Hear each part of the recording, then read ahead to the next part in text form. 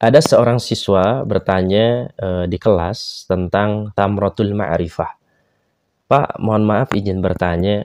Tadi kan kita membahas tentang bab ma'rifat ya, dengan definisi idrakun jazimun bihaitsu la yaqau mahu taraddudun muwafiqun lil waqi'i nasiun an dalilin.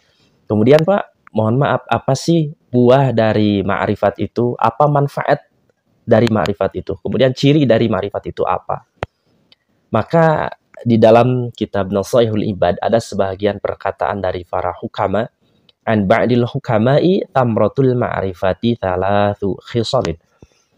Sebagian ulama ahli hikmah mengatakan buah dari ma'rifat itu ada 3. Jadi buah dari ma'rifat itu ada 3. Bisa dilihat tanda-tanda seseorang sudah ma'rifat, ada 3 tandanya, ada 3 buahnya. Mana yang pertama? Al-haya'u minallah.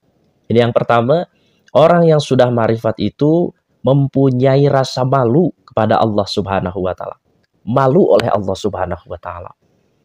Allah itu maha baik, memberi mata, memberi telinga, memberi segalanya kepada kita semua.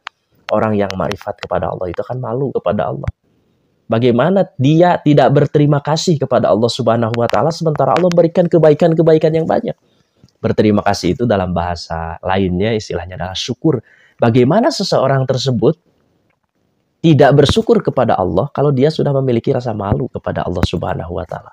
Maka buah dari ma'rifat itu yang pertama adalah al-haya'u minallah. Dari rasa malu ini timbul syukur, khusyuk dalam ibadah dan lain sebagainya. Kemudian yang kedua, ciri seseorang itu memiliki buah dari ma'rifat adalah wal hubbu fillah. Wal hubbu fillah, mencintai sesuatu karena Allah. Cinta terhadap sesuatunya itu karena memang Allah menyuruh untuk mencintainya. Cinta kepada sesuatu itu karena memang Allah yang menyuruh untuk mencintainya, dan cinta itu karena Allah Subhanahu wa taala. Semacam kita disuruh oleh Allah Subhanahu wa taala untuk anishkurli wali walidaik. Di antaranya harus berterima kasih kepada Allah, berterima kasih kepada kedua orang tua. Cinta kepada kedua orang tua karena Allah menyuruh kepada kita untuk mencintai mereka. Bahkan di dalam surah Al-Isra khusus ini tentang orang tua, ayat ke-23, wa qadha rabbuka alla ta'budu illa iyyah wa bil walidaini ihsana. Kita berbuat baik kepada kedua orang tua itu bukan ingin disayangi oleh orang tua. Ya itu juga gak apa-apa. Tapi memang tujuan pertama adalah memang berbuat baik kepada orang tua itu atas dasar perintah Allah. Berbuat baik kepada tetangga atas dasar perintah Allah. Melalui lisan Rasulnya kita disuruh untuk fal yukrim jarahu, untuk selalu memuliakan tetangga kita.